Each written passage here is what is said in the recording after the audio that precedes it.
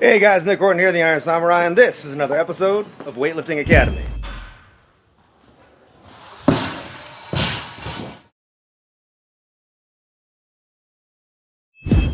In this episode, I'm going to do a little coach's eye thing for you here in a second with Stephanie as my model, teaching you how to miss a snatch behind you safely. This is part 2, however, of a series on how to miss snatches and squats. This is specific to the snatch.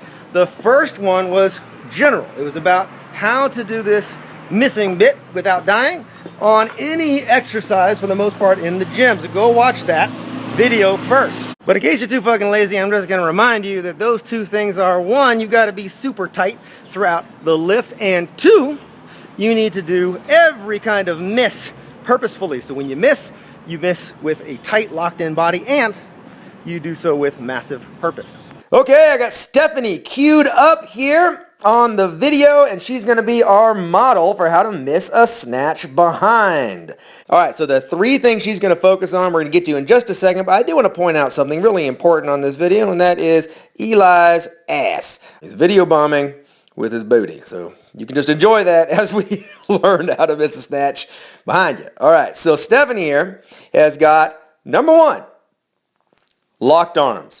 Her arms remain solid and locked at the elbow the whole time. Watch this. As she misses, arm stays straight.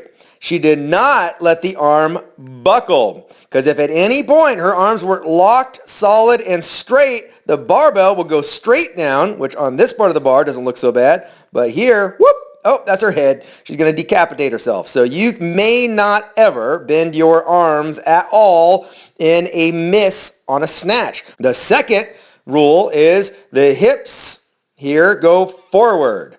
That ensures that when the barbell comes down, it doesn't land on your lower back. Obviously, that would be problematic. We don't want it to land on your head. We also don't want it to land on your lower back. We want to clear your entire spine from the barbell. So as the bar comes down, the hips fly forward. See that? She just shoots them forward as fast as she can, and that leads us to the third rule. You have to go fast. That's the key. She's not just dawdling along, screwing around. She is exploding forward as fast as she can in this video. And at the end of all this, I'll show it in full speed. You'll notice something that she's doing. She slides on her knees forward.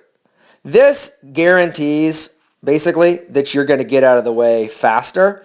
If you try to, hop like a frog or something over, like a lot of people will do that, try to just kind of hop so they don't have to get on their knees or anything.